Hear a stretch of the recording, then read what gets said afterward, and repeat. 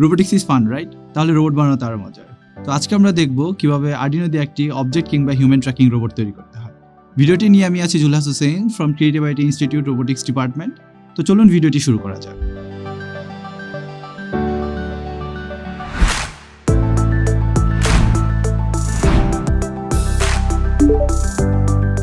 প্রথমে আমরা 3D design করব। 3D ডিজাইনের জন্য আমরা ব্যবহার করেছি গুগল স্ক্র্যাচআপ সফটওয়্যারটি। কিছু 3D মডেল আমরা অনলাইনে পেয়েছিলাম, আর বাকি 3D মডেলগুলো আমরা গুগল স্ক্র্যাচআপে তৈরি করেছি। প্রিন্ট করার জন্য আমরা ব্যবহার করেছি এনিকিউবিক i3 mega S 3D প্রিন্টারটি।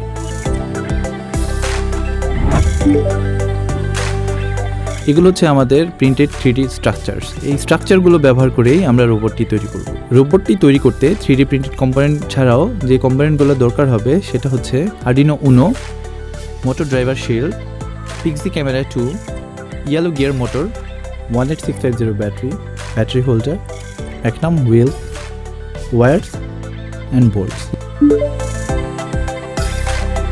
Let's start the making of the robot.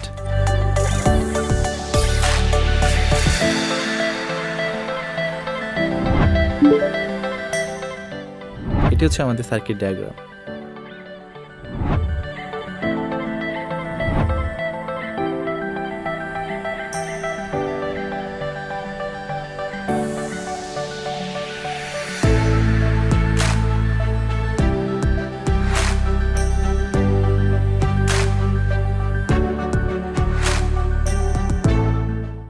Code করার জন্য আমরা ব্যবহার করেছি Arduino IDE এবং পিক্সি ক্যামেরাকে অবজেক্ট চেনানোর জন্য আমরা ব্যবহার করেছি পিক্সিমুন সফটওয়্যারটি। দুটো লিঙ্ক ডেসক্রিপশন বক্সে দেওয়া আছে।